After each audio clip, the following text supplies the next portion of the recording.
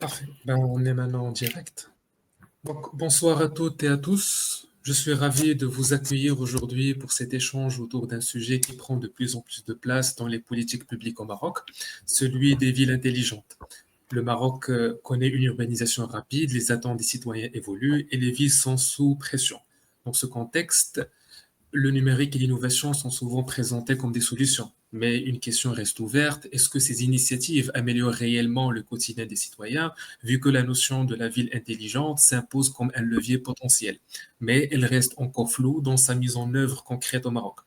Et à ce propos, aujourd'hui et ce soir, j'ai le grand plaisir d'accueillir à ce webinaire Madame Awatef Hayyar, ex-ministre et experte en ville intelligente, en politique et également en politique sociale. Bienvenue, Madame.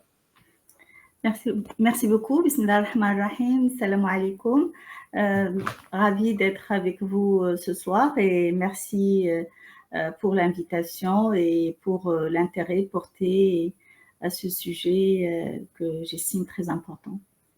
Merci d'avoir accepté notre invitation. Et l'objectif de cet échange, Madame, c'est le fait de comprendre si la Smart City au Maroc est une réalité ou encore une ambition. C'est pour cela, on observe aujourd'hui une forte utilisation du terme ville intelligente dans les discours institutionnels, mais sur le terrain, les interprétations restent multiples. Technologie pour certains, gouvernance pour d'autres, marketing territorial parfois. Au Maroc, cette notion semble encore en construction et on voulait comprendre, vu que vous êtes experte en domaine, comment définir une ville intelligente dans le contexte marocain et est-ce que certaines villes répondent réellement à cette définition aujourd'hui? Très bien. D'abord, on va commencer par la définition d'une ville intelligente. Donc, une ville intelligente, on peut résumer sa définition comme suit. C'est une ville qui va s'appuyer sur des infrastructures digitales et maintenant avec l'intelligence artificielle sur l'analyse, la collecte et l'analyse de la data pour optimiser le fonctionnement des systèmes de la ville. Donc, les systèmes de la ville sont la mobilité, l'éducation, la gestion des déchets, etc. Mais on peut pas. Chaque ville a, on va dire, son contexte. Donc, on ne peut pas choisir. Ce n'est pas une solution qu'on va projeter sur toutes les villes. Donc, si je reviens un peu à la littérature de la ville intelligente, qui a démarré à peu près en 2010 avec le travail de Giffinger, qui est un chercheur autrichien qui avait proposé ce concept. Et lui, il était parti de la chose suivante: une ville intelligente est une ville qui assoit 6 composantes.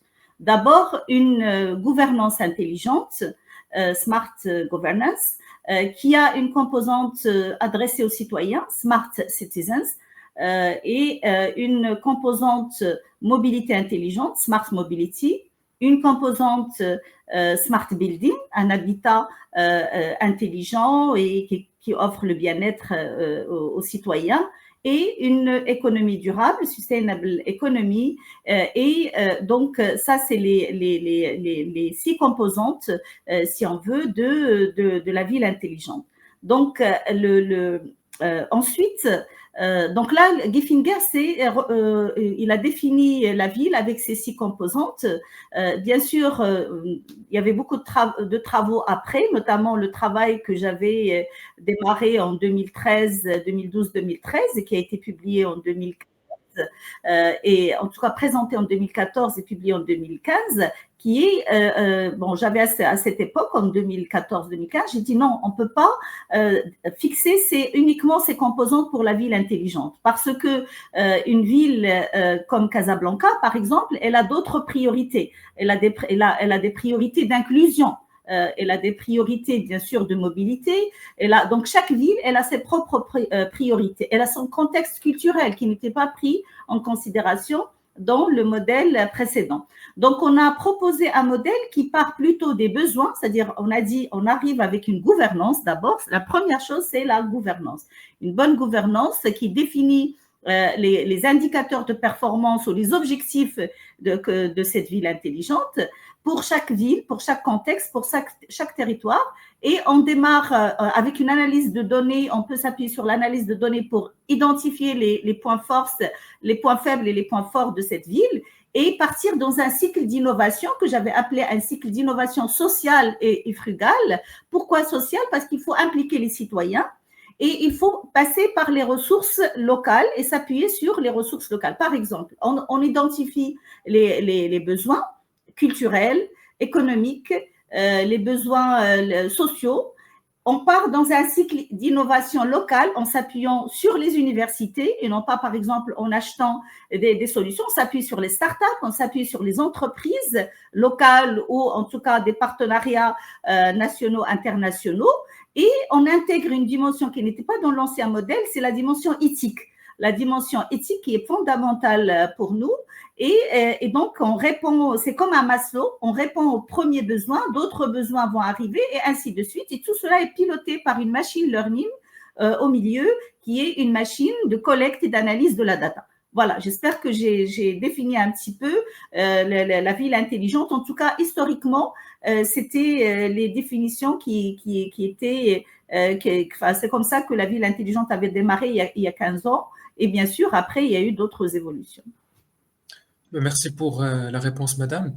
Et vous savez, est-ce que plusieurs villes marocaines ont lancé des projets, digitalisation des services, gestion du trafic, sécurité urbaine, mais en fait, la question centrale reste celle de l'impact. Résultats mesurables et on cherche une amélioration réelle du quotidien.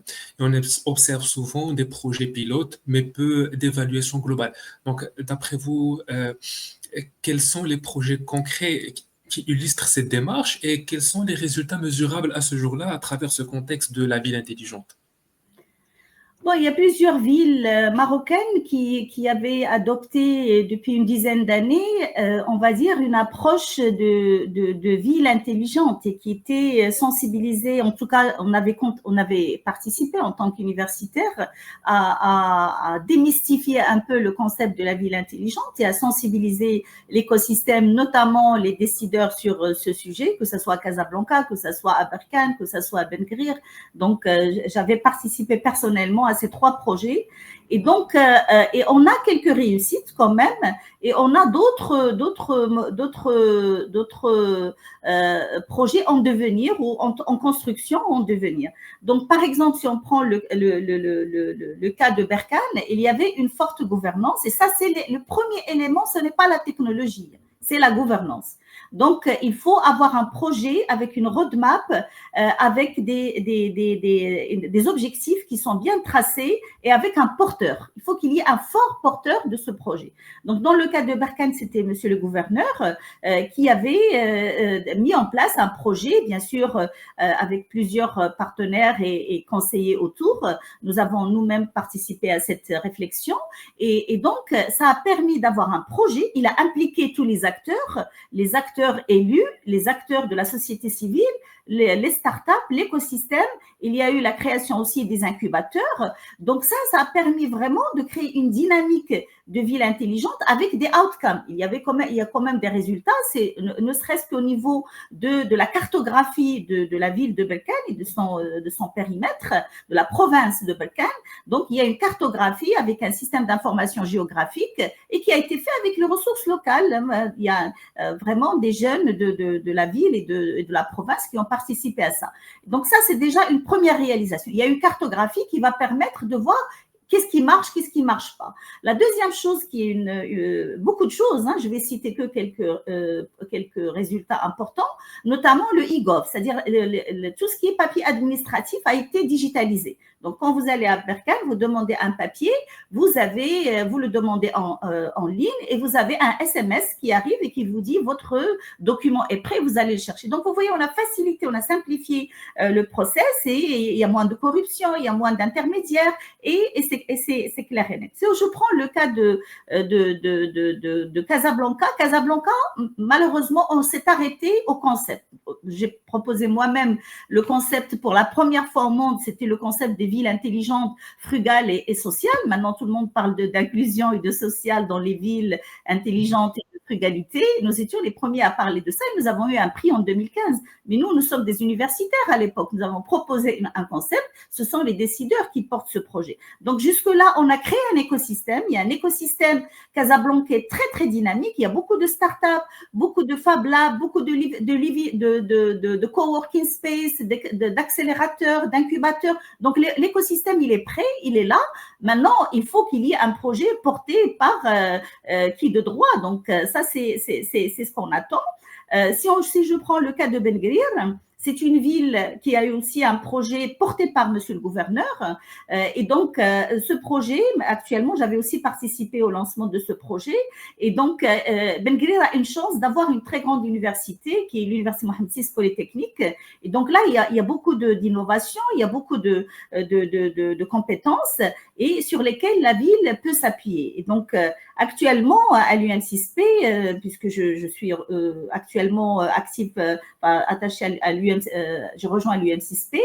Donc, nous avons mis en place le premier Digital Twin au Maroc et dans une université en Afrique.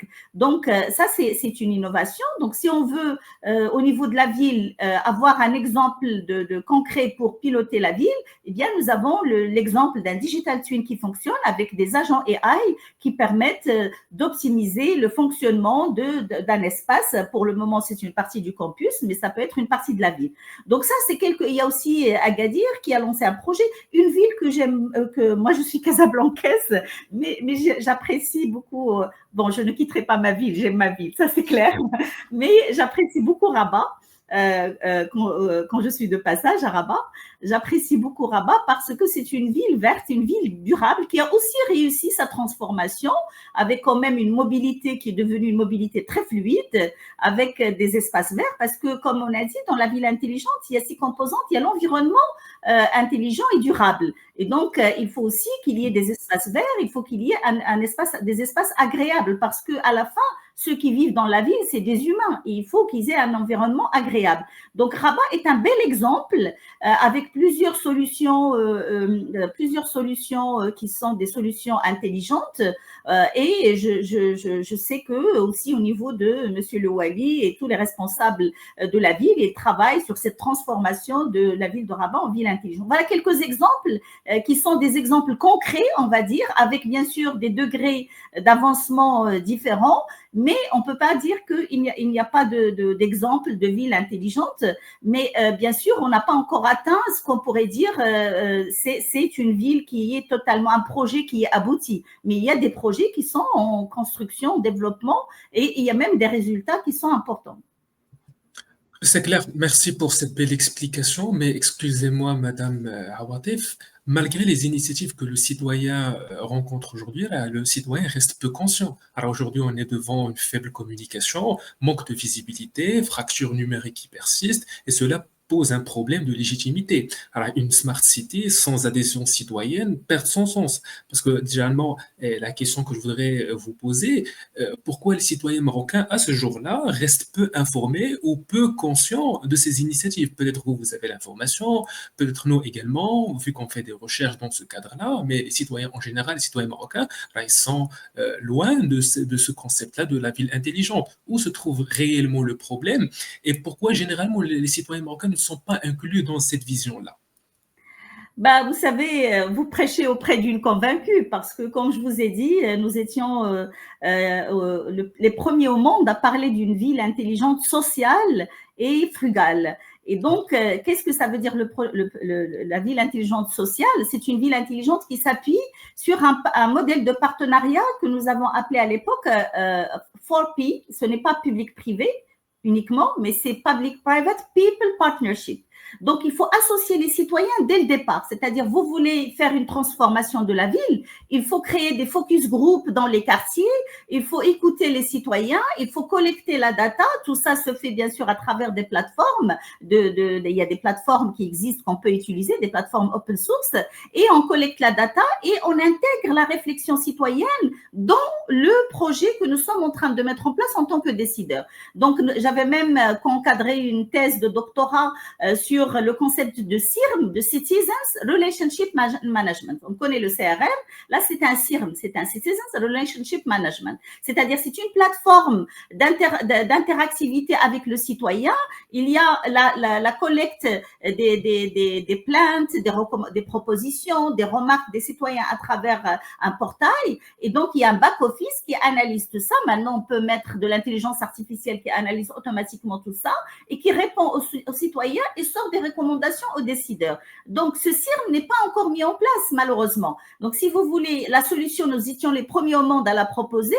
Malheureusement, au niveau des décideurs, elle n'a pas été adoptée dans plus ou moins dans certains cas, notamment du côté inclusion, mais il faut associer les citoyens. C'est au-delà de l'inclusion, c'est de la gouvernance participative. C'est de la gouvernance participative, il faut inclure les citoyens. Donc, je suis tout à fait d'accord avec vous.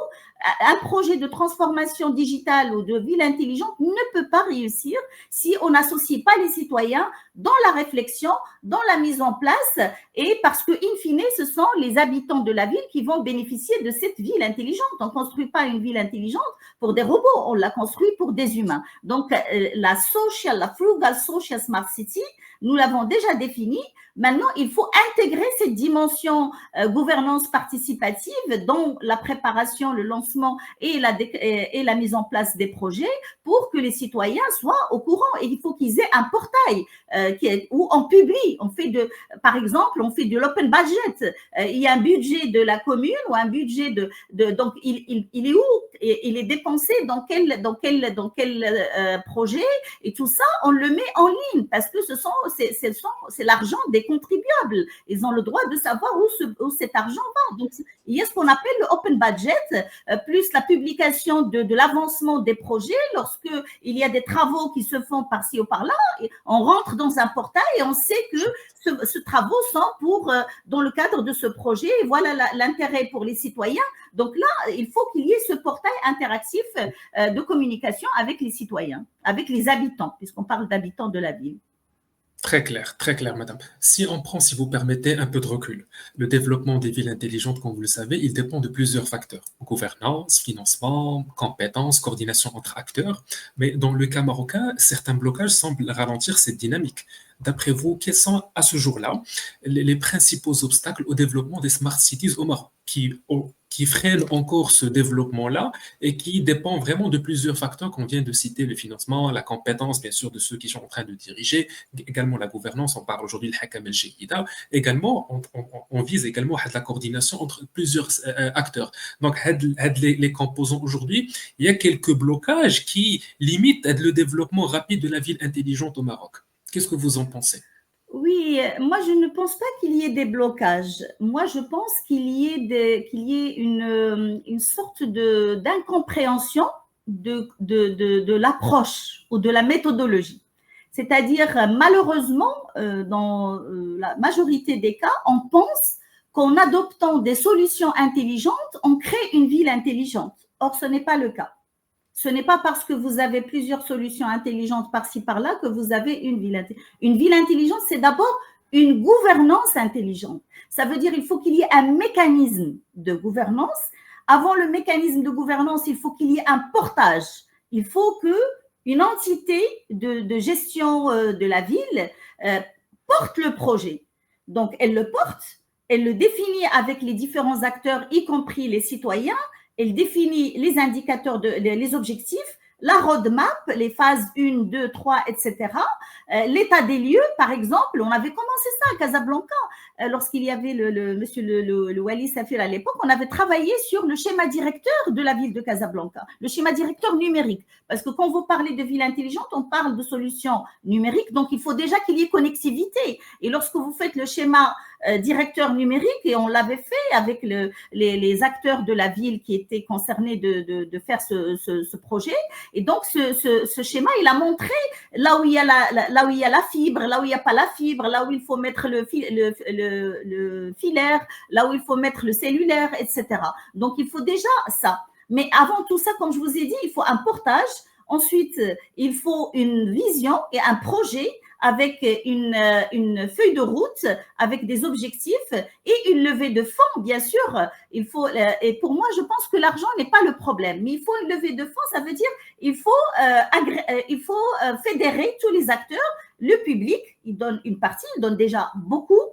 Et si on peut orienter ou optimiser l'utilisation de ces ressources, il faut intéresser le privé, parce qu'une ville intelligente dans laquelle vous n'avez pas le privé qui investit et qui s'y intéresse et qui développe des services, ça veut dire qu'elle n'a pas marché. Parce qu'il faut un business model. Il faut intéresser les citoyens aussi. Donc c'est pour ça qu'il faut un modèle de, comme j'ai dit, de public-private people partnership, un modèle économique qui intéresse tout le monde. Il faut fédérer toutes ces ressources. Les ressources existent. Moi, je le dis, dans la majorité des cas, les ressources existent. Mais il faut un portage et une vision pour que les gens, pour qu'il y ait du trust, pour que les gens trustent l'écosystème et la gouvernance et investissent. Et vous allez avoir des entreprises, des jeunes, des startups qui proposent des solutions parce que tout ça c'est transparent, c'est géré d'une façon transparente avec des mécanismes qui sont clairs et tout le monde peut les checker à n'importe quel moment. Très clair, madame. Je vous remercie infiniment pour ces réponses-là. Maintenant, comme vous savez, ce webinaire, c'est pas juste un échange entre le centre et vous. On a essayé de regrouper quelques questions des jeunes. Et donc, j'aimerais partager avec vous 2 à 3 questions pour qu'on puisse passer la voix des jeunes également à travers ce webinaire qui sont déjà intéressés par le concept des villes intelligentes. Et là, je partage avec vous, si vous permettez, la première question. Et pour moi, c'est une question qui est très, très intéressante pour un jeune, parce que vous savez, aujourd'hui, les jeunes marocains, on travaille généralement avec une formule, 1 + 1 est égal à 2, qui indique la rapidité, qui a beaucoup de vision vers le futur.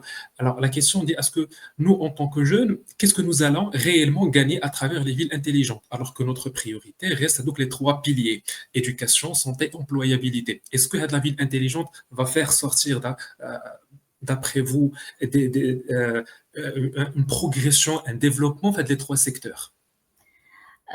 Excusez-moi, c'est une question que vous présentez comme étant une question de jeunes qui est venue certainement de ce que vous avez recensé comme question donc lors de la préparation de ce webinaire.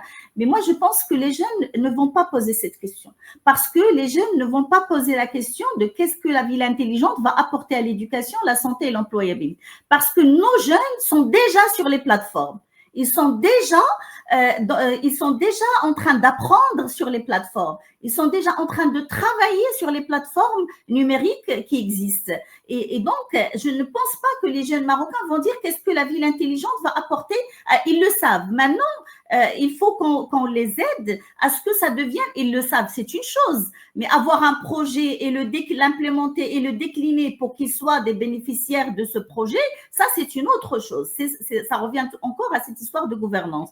Donc, juste, je vais donner quelques exemples. Pour l'employabilité, par exemple, si vous avez dans la ville des accélérateurs numériques, des incubateurs, le jeune entre avec un prix qui est dérisoire, il peut disposer d'un espace où il peut travailler, il va rentrer sur le net, il va apprendre et il peut, vous savez que les jeunes Marocains sont les meilleurs codeurs, on voit tous les jours, ils gagnent des prix à travers le monde. Nous, à l'UMCSP, on a l'école 1337, on voit des jeunes qui arrivent avec très peu de prérequis et en quelques mois, quelques années, ils deviennent très, très forts et demandés par les grandes entreprises. Donc, ce n'est pas un problème d'accès. Je veux dire, quand on va mettre en place ces infrastructures d'éducation, d'accès à l'éducation en ligne et d'accès à la technologie, faciliter l'accès à la technologie, les jeunes, ils vont trouver de l'emploi puisqu'ils vont apprendre et ils vont trouver de l'emploi, bien sûr pas que dans le domaine du codage, parce que maintenant avec l'intelligence artificielle, les jeunes vont pouvoir monter leur projet. Ils vont avoir un conseil qui va les aider à monter leur projet et même à identifier avec un quiz, on peut identifier quels sont les points forts, les points faibles, qu'est-ce que vous voulez faire. Et voilà. Et donc déjà, l'emploi, il y a aussi autre chose. lorsque le projet est porté par un acteur de la ville avec une feuille de route. Il a besoin de codeurs, il a besoin de développeurs, il a besoin de startups qui offrent des services, par exemple des services de tourisme, des services de mobilité, des services de commerce en ligne, des services, tout ça peut être facilité par des solutions numériques, mais qui va faire ces solutions numériques? C'est pour ça que nous avons prêché depuis il y a une dizaine d'années plus l'approche frugale, c'est-à-dire nous disons, OK, vous voulez mettre en place un projet, n'allez pas acheter la solution prête. Non, vous allez avoir une approche hybride. Vous pouvez prendre une partie qui existe, qu'on n'a pas ici, mais toute la partie développement, vous pouvez mobiliser des startups. Il faut donner de la commande à la startup. Et quand on porte un projet en tant que décideur, il ne faut pas dire je vais le faire de A jusqu'à Z. Non, il faut laisser 50% par exemple aux startups pour qu'elles puissent bénéficier de la commande publique, de la commande privée et pour qu'elles puissent se développer. Il serait intéressant aussi que les grands acteurs économiques, ils aient un écosystème d'entre eux. C'est-à-dire, il y a le grand acteur économique, je vais nommer personne, mais il donne de la commande et de la prestation et de la délégation de services et de prestations à des acteurs tierces dans son écosystème. Et donc là, vous allez avoir beaucoup de jeunes qui vont proposer des solutions innovantes parce qu'on fait appel aux locaux, on fait appel aux compétences locales. On n'a pas un problème de compétences. Dans les universités marocaines, on forme partout d'excellents ingénieurs. D'ailleurs, ils vont à l'étranger, ils trouvent de l'emploi, d'excellents codeurs. On n'a pas de problème. Donc, il faut tout simplement un projet et créer de la commande pour les acteurs locaux et bien sûr définir une roadmap avec une gouvernance transparente, c'est ça ce qu'on appelle la smart governance, c'est-à-dire avec comme j'ai dit, des publications de résultats et du process. Voilà, quelques exemples pour… Bon, ça, c'est l'emploi. L'éducation, par exemple, lorsque j'étais au ministère de la Solidarité, de l'Insertion sociale et de la Famille, j'avais identifié avec monsieur le ministre à l'époque, monsieur Ben Moussa, avec les acteurs de l'académie de la région de Casablanca, on voulait faire des cours en ligne pour les filles. Par exemple, l'accès à l'éducation. Vous avez des filles qui sont à l'école primaire, mais ils arrivent dans le collège, il y a un drop-off, ils ne vont pas au collège parce que c'est loin, parce que les parents, ils ont peur pour plusieurs raisons. Donc, pourquoi on ne les intègre pas dans des écoles virtuelles depuis l'école du village? Et donc, elles sont dans un collège virtuel ou hybride, et de temps en temps, ils vont aller à l'école physique pour rencontrer leurs camarades. Ça peut aider. Par exemple, des femmes dans des endroits éloignés, on peut les accompagner pour qu'elles puissent accéder à des plateformes de vente en ligne pour vendre leurs produits depuis leur village. Donc, vous voyez que c'est c'est ça la ville intelligente. Hein. C'est pas monter dans des infrastructures lourdes comme à Séoul. Ça, c'est aussi la ville intelligente. Mais elle est pour les gens de Séoul. Ça, c'est les gens de Séoul, mais pas les gens de Casablanca. Les gens de Casablanca ou les gens des villages au Maroc, il faut que la technologie numérique leur facilite d'abord l'accès à l'éducation, l'accès à l'emploi et bien sûr l'accès à la santé. Il y a des gens, vous savez, qui viennent sur le dos d'un âne qui sont piqués par une vipère pour aller dans un dispensaire, alors que peut-être on peut avoir de la télémédecine. Et moi, dans le projet Idouar, avec un collègue de l'université Hassan II, on avait proposé le projet Idouar, dans lequel on a mis de la télémédecine. Et donc, sur place, il peut y avoir une opératrice qui peut ou une infirmière qui peut injecter déjà l'antidote ou une solution pour sauver cette personne au lieu de l'amener je ne sais pas moi des dizaines de kilomètres et peut-être il risque de perdre la vie sur le chemin. Donc vous voyez, c'est des solutions simples, c'est ça ce qu'on appelle la frugalité. C'est pas parce qu'on a des solutions hyper développées qu'on dit qu'on a une ville intelligente. Ça dépend du contexte. On peut commencer par des moyens simples, mais pour rendre la vie des citoyens plus facile et pour améliorer leurs conditions de vie. C'est clair, vous avez vraiment répondu à la question, l'importance de la ville intelligente par rapport à l'éducation, santé et employabilité. Et la deuxième question, ça va toujours dans le même sens. Regardez avec moi, les projets de Smart Cities vont-ils créer des emplois accessibles aux jeunes Marocains ou bien vont-ils surtout bénéficier à des profits très spécialisés et à des entreprises étrangères? Vous avez bien cité à ce que, alors, on aura certainement besoin des codeurs, des personnes qui travaillent dans l'intelligence artificielle. Est-ce que c'est juste ce domaine-là? Est-ce qu'il y a des entreprises étrangères ou les géants qui font partie de la GE et la moyenne entreprise ne vont pas dominer le marché, ils ne vont pas donner la main pour la start-up parce que ce que vous avez dit, c'est très correct. Mais est-ce que la politique publique, elle va partir vers la faveur d'aider les jeunes pour créer de l'emploi et de la richesse et de la valeur ajoutée? Vous savez, il ne faut pas se couper du monde. Hein. On fait partie du monde. Donc, il faut avoir une approche intelligente. C'est ce que j'appelais cette approche hybride. C'est-à-dire, bien sûr, les géants, ils sont aussi les bienvenus parce que ils créent aussi de l'emploi, etc. Mais ce qu'on leur demande à ces géants, c'est de sous-traiter à la start-up marocaine et d'associer les jeunes marocains aussi. C'est-à-dire, il y a une partie de la commande qui pourrait être sous-traitée localement. On ne va pas l'amener de l'international. Donc, c'est cette approche hybride qui fait que c'est gagnant-gagnant. C'est-à-dire, tu viens chez moi, je te donne des facilités, je vous donne des facilités d'investissement, d'installation, etc. Quelle valeur ajoutée vous m'apportez? Quel est le nombre d'emplois que vous créez? Quelle est au moins la compétence que vous créez? C'est-à-dire que vous formez des jeunes, vous me créez de la valeur ajoutée, vous créez un écosystème. Ça, c'est du gagnant-gagnant. C'est comme ça qu'il faut raisonner et non pas juste dire on va faire venir les grands parce qu'ils vont trouver du bâtiment, des locaux et de peut-être une condition fiscale intéressante. Non, c'est pas que ça. C'est pour moi, c'est le développement humain et la valeur ajoutée au territoire qui est importante. D'ailleurs, ces grands qui arrivent comme ça, lorsque ce n'est plus intéressant, ils ferment la boutique, ils vont ailleurs. Donc, ce n'est pas ça ce qu'on veut. Au moins, s'ils ferment la boutique, ils partent, ils laissent derrière une compétence, un écosystème qui a été entraîné, et ça, c'est du gagnant-gagnant. Voilà. C'est clair, effectivement, c'est tout juste. Ce qu'on cherche, il y a avec la stabilité et l'équilibre entre donc, les géants. On attend bien sûr leur part, eux sont les bienvenus, mais également tu as la possibilité pour donc, les startups et surtout les jeunes, parce que déjà derrière, il y a un parcours et qu'il y a également Il faut la faire citoyenneté. confiance à nos jeunes. Il faut faire confiance à nos jeunes. Nous avons des jeunes très, très bons et brillants et qui aiment leur pays. Et donc, de plus en plus maintenant, avec la problématique de la souveraineté avec l'IA, il faut s'appuyer sur les compétences locales. C'est très important. Il ne faut pas se couper du monde. Encore une fois, j'insiste. Donc, les partenariats internationaux, nationaux sont importants, mais il faut qu'on impose nos conditions. Vous travaillez avec nous, vous venez chez nous, on vous donne un environnement intéressant, mais il faut que vous formez des compétences locales, il faut que vous fassiez travailler des startups au niveau local, etc. Donc ça, c'est ce raisonnement qu'il faut mettre en place. C'est ce partenariat gagnant-gagnant qu'il faut mettre en place. C'est clair.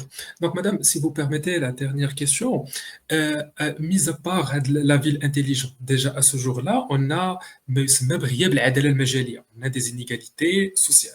D'accord.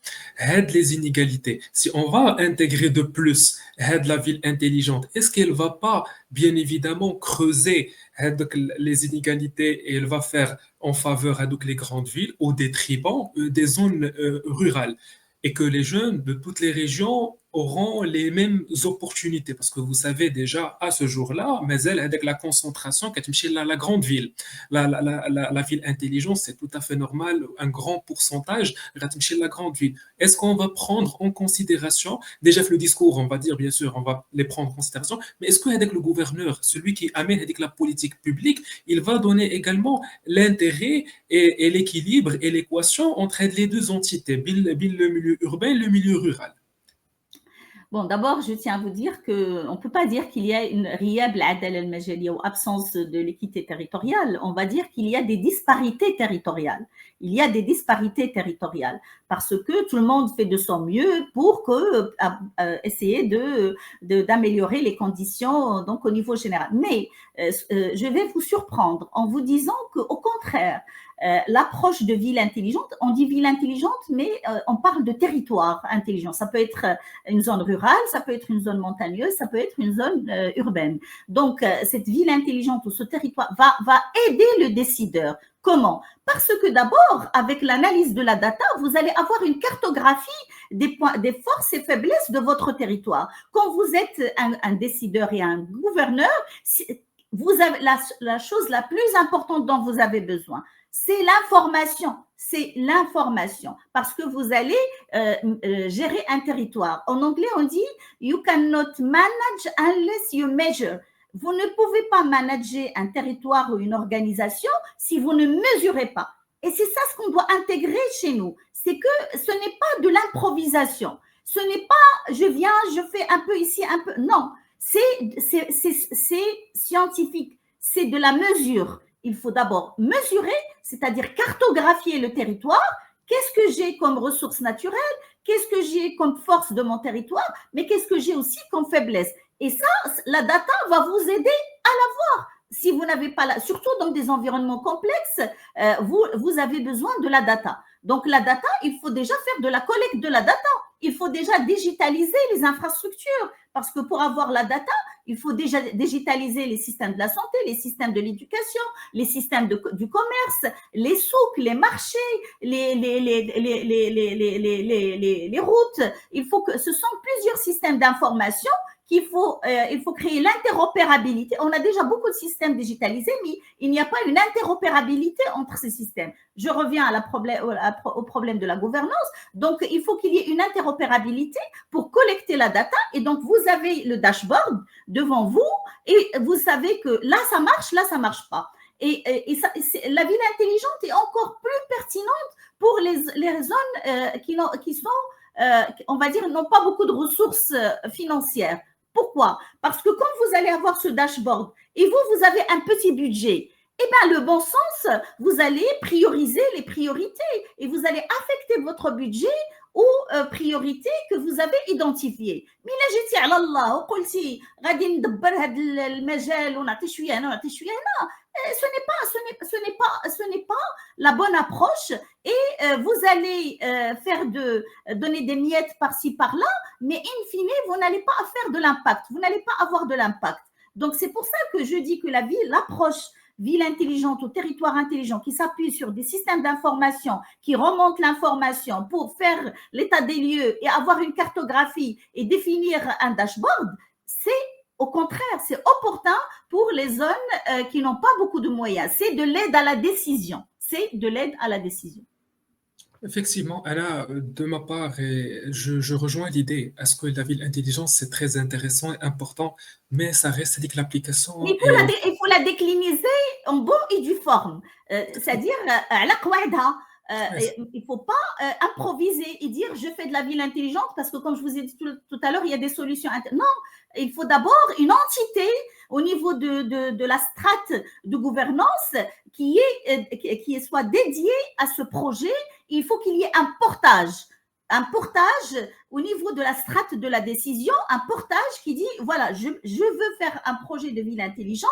J'invite tous les acteurs et non pas j'écarte cela. Non, tout le monde a quelque chose à apporter dans cet écosystème parce qu'on ne peut pas construire un édifice tout seul. Chacun a sa petite contribution et quand tout le monde est associé, eh bien tout le monde est content. C'est ce qu'on appelle l'appropriation parce que vous pouvez construire la solution tout seul, mais elle peut être rejetée par les habitants, elle peut être rejetée par l'écosystème. Donc, il faut qu'il y ait une appropriation et encore une fois, je conclue sur l'approche participative. Exactement. Ben, Madame, merci beaucoup pour votre intervention. Si vous avez un dernier mot à partager avec nous. Ben, écoutez, je suis confiante, je suis très, très optimiste parce que, alhamdoulilah, sous la vision éclairée de Sa Majesté et avec les orientations de Sa Majesté, que Dieu l'assiste, vous avez écouté les derniers discours où Sa Majesté ne souhaite pas avoir un pays avec deux vitesses et les programmes territoriaux qui ont été encouragés et on a une opportunité en or qui est la Coupe du Monde qui arrive. Et donc, nous avons déjà 5 villes qui sont les villes qui vont participer, en tout cas qui vont héberger et accueillir des matchs. Et donc, pour gérer ces villes, il faut qu'on donne un bon exemple à l'international. Et alhamdoulilah, on a vu la CAN, c'était un exemple très réussi sur quelques villes qui avaient accueilli les matchs et on a l'infrastructure, on a tout. Maintenant, il faut que le citoyen bénéficie aussi de cette opportunité. Il faut que lorsque la Coupe du Monde va se terminer, il faut qu'on ait un écosystème qui va rester et qui va bénéficier aux Marocains et bénéficier aux jeunes et bénéficier aux locaux. Et je pense que les choses sont dans le bon sens. Je pense que moi, je suis optimiste, mais j'aimerais juste, s'il y a un conseil à donner, c'est s'il vous plaît, prêtez attention à la gouvernance, au mécanisme de gouvernance, parce que ce mécanisme de gouvernance va permettre la convergence entre différentes entités, parce que tout le monde veut bien faire, mais il faut qu'il y ait une coordination, et cette coordination, elle est facilitée encore une fois par des systèmes d'information interopérables qui vont nous permettre de collecter la data et de voir qu'est-ce qui marche et qu'est-ce qui ne marche pas pour qu'on soit prêt pour la Coupe du Monde, pour non seulement avec les stades qui sont extraordinaires, et nous sommes fiers de cette avancée extraordinaire de notre pays, mais nous sommes là, nous sommes des compétences, les jeunes sont des compétences, tout le monde est là pour qu'on travaille ensemble pour faire de cette échéance une opportunité de développement pour tous et par tous. C'est clair. Eh bien, madame, je tiens à vous remercier infiniment d'avoir accepté notre invitation et pour votre belle intervention. Merci à toutes et à tous pour votre attention. On arrive vers la fin de ce webinaire-là et je vous souhaite une excellente soirée et bon début de mai. Merci beaucoup, avec plaisir. Merci beaucoup.